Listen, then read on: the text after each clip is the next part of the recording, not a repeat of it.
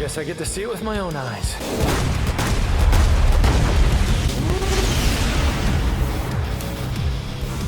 Jackpot. Devil may cry. What's going on, guys? RBG here, hitting you with another Devil May Cry 5 video.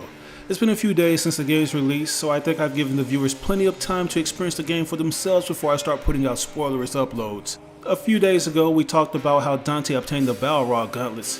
It was an epic battle where it showed just how powerful the King of Hellfire really was, so if you're interested, I highly recommend you check out that video. Today, we're going to be talking about how Nero and Nico met and how the Devil Breaker was constructed. Cheer up, crew cut. You taking notes? But before we get into this story, I want to remind you that this video is sponsored by Kookygamer. Since you guys have supported this channel, I've linked up with Kookygamer to give you that brand new gaming mouse. It features a high FPS rate, 7 different switches such as the back and forward button, an adjustable DPI, micro switches backed with LED lights, and much more. To top things off, we're also throwing in brand new super bass earbuds, which you can order in either black or white. The shipping and handling averages around $5 depending on your location. The link will be in the description box below, so make sure you jump on that while the offer lasts. So getting back on topic, I just want to clarify that this is not a fan-made story or project. I feel like I have to make this clear because there are a few comments thinking that I'm either making this up or I'm reading a fan theory for clickbait. But this is official, guys. All the info I'll be providing today comes directly from the DMC5 novel entitled Before the Nightmare, and it's written by the game's scenario writer Bingo Morihashi. If you think I'm wasting 10 minutes of your time, then I suggest going to read the translations for yourself. The link will be in the description.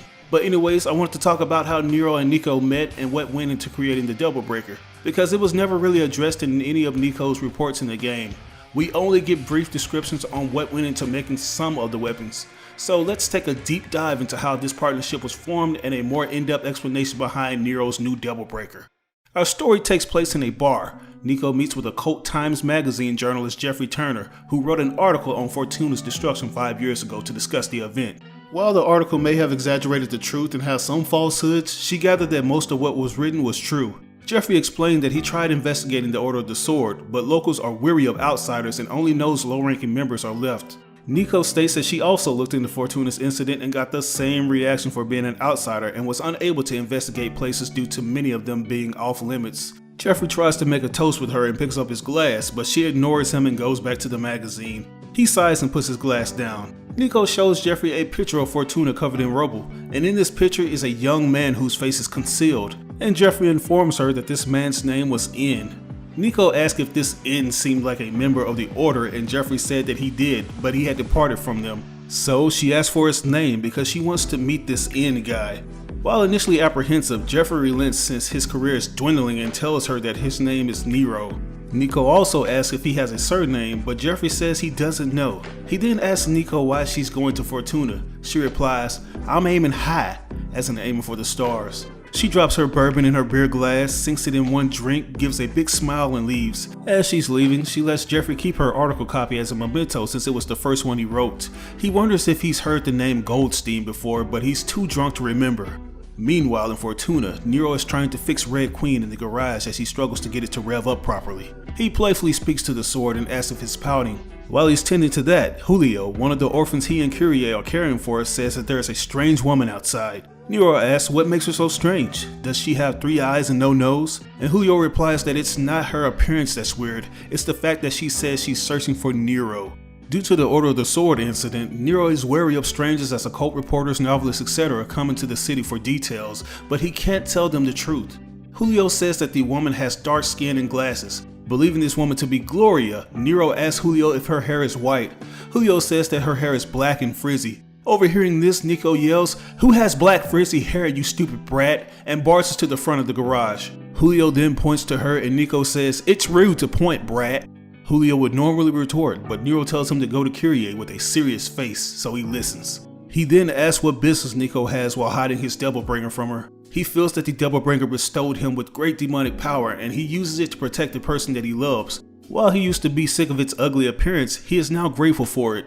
It's stated that Nero uses his arm to judge whether someone is a demon or not. If they are a demon, his arm has some sort of reaction. Although he was wary of Nico, his double-bringer arm could tell she's a human or a weak demon. However, he finds her unpleasant due to her rudeness and her smoking. He insists that she stop smoking before asking any more questions as he hates it and the garage is filled with combustible items. And Nico basically tells him that he should save the lectures for the bratty kid from earlier. Nero starts to get irritated by her rudeness and tells her to put the cigarette out or get out. She drops the cigarette on the floor, swats it with her boot and says, "Is this okay? No smoking, boy?" Nero estimates that they are the same age. Maybe she's a little younger, but she acts like she's older than him. As Nico enters the garage, she keeps both arms in the air. She teases him by saying, "Are you going to hit me, a frail woman?" As she approaches him, she sees the Doublebringer. Nero is afraid of what might happen from her seeing it. However, she sits on a box in the corner and says, "What? Have a complex about it? Don't worry, it's part of who you are." She then introduces herself as Nicoletta Goldstein and says that she has a favor to ask Nero. She asks if he can help her find the Order's missing demonic research documents, showing Nero that she knows the truth about demons instead of being an occult enthusiast or reporter. And he asks her how she knew about the Order researching demons, as it wasn't public knowledge. She says that she researched this information from a range of people, from demon hunters to a chain-smoking, gossip-loving old lady. As Nico shows knowledge of demons and demon hunters, Nero reflects that this is the first time that someone with a genuine connection to demons besides Cheetah Occult magazines has found him. Because of this, he rejects her request to help her find the Order documents. But after being told no, Nico doesn't leave. Instead, she asks about Agnes. This shocks Nero and he tells her that he was killed.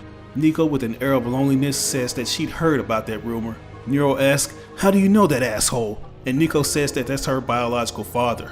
Nero is in disbelief and can't stop questioning Nico about it. Her response is simply, "Yeah, what bad luck." During the "You're his daughter" exchange, Nico notices Red Queen and instantly picks it up. Nero scolds her for touching his stuff without permission, and she begins examining Red Queen and gets so excited at its design that she begins to stutter. Nero keeps trying to snatch it from her, but eventually stops and watches in awe as she quickly identifies what's wrong with Red Queen and begins to repair it. Now, I just want to add a little side note and say that Nico's stuttery behavior seems to be very inherent from her father, Agnes. Sent that cocky kid Nero to find Dante? You question my command. Yes! What shall befall me? Should he stumble upon my research facility? This speech impediment always seemed to shine through when he was stressed or intrigued, and it seems to be the case with his daughter Nico. I'm Nicoletta Goldstein. It's also mentioned in her reports that Agnes drew up the base designs before Nero added his own touches.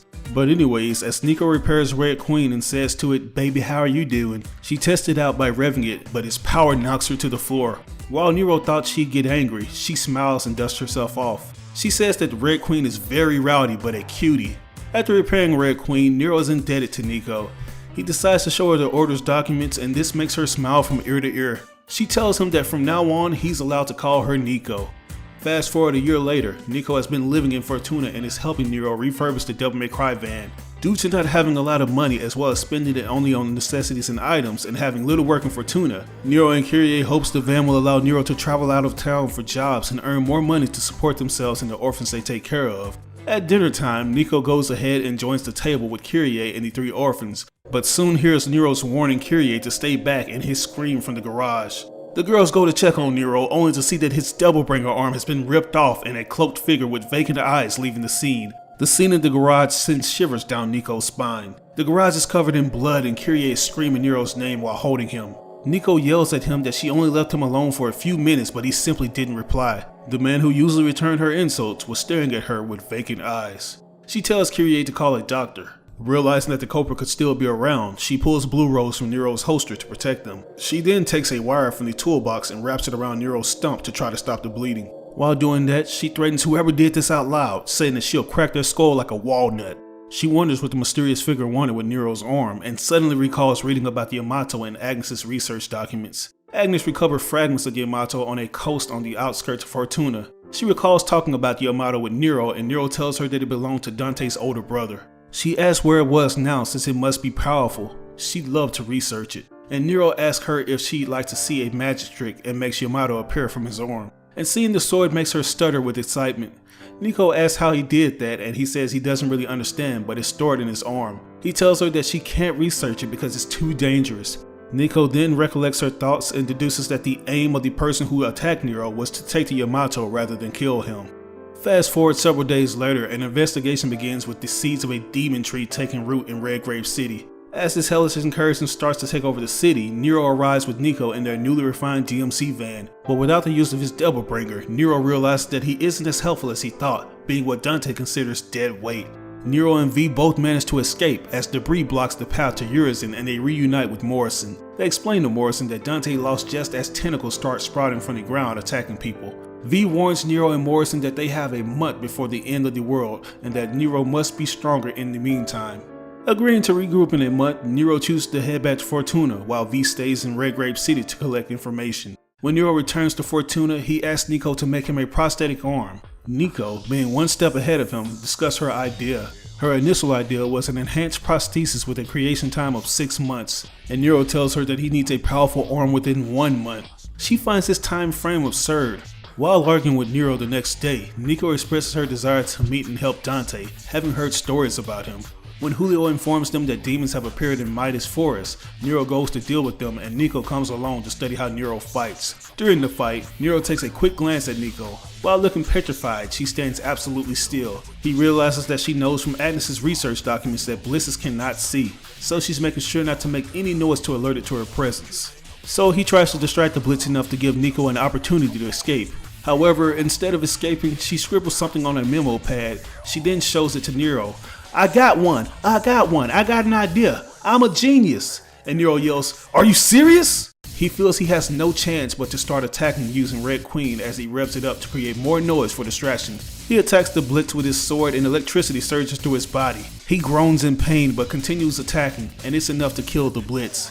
As he goes to return home, Nico tells Nero to bring Blitz's corpse so she can study how to generate electricity in order to build Nero's prosthetic arm. She also tells him that she's going to be joining him on his hunts to get more ideas. After a month of preparation, Nero prepares to return to Redgrave City, telling Kyrie that Morrison may be sending people to protect Fortuna. As they drive, Nico looks at Nero's artificial arm and the arm holster she designed. She reflects on how it was necessary to prepare a holster because while the arm she designed is incredibly powerful, a problem it has is that it breaks easily. She believes this is a result of concentrating so much power in such a small thing. She asks Nero if he likes the Devil Breaker and he replies, Devil Breaker? And she tells him that that's the name she came up with. Her reasoning is that it is a powerful tool to break demons, and Nero replies, is it not because it breaks easily? Nico pouts and reiterates that it's because so much power is in such a small and light thing. However, it means that several can be carried at once to offset this. Nero decides to go easy on Nico and says, well, you did your best. I didn't think you'd be able to design 2 different arms in the time limit. And those 2 arms turn out to be the Overture and the Gerber. Nico tells Nero that she has more ideas for Devil Breakers, and Nero promises to collect resources for her, especially demon corpses or fragments. Nero reflects on how he never imagined that he and Nico would be work partners as she was the daughter of his former enemy. He wondered what Dante would think of this. Since he hasn't heard any news about Dante for a month, he mentally readies himself to save Dante and fight with his pride on the line. And that's where the story ends. This was a pretty fun read because it shows how far they've come as partners. Did you just sniff that? Do you have any idea where that's been? Up your butt? Even though they don't necessarily get along, they're still able to work out their differences to save the world. I really love Nico's character, like she's probably the best addition to the Devil May Cry team. But with that, I want to end this video. What are your thoughts? Do you find it interesting how the Blitz demon was the inspiration behind the Devil Breaker? And do you think that Nico is a great addition to the team like I do? Let me know down in the comments below. As always, I ask that you like or dislike the video. It doesn't have to be a thumbs up, it can be a thumbs down. Any feedback is good feedback and will only help me improve on my channel. But if you really enjoyed the video, it would help me out tremendously if you shared it on social media outlets with all your friends and followers. Sharing really makes a difference. But this is your boy RBG signing out on another video. I'll catch you guys later. Peace out.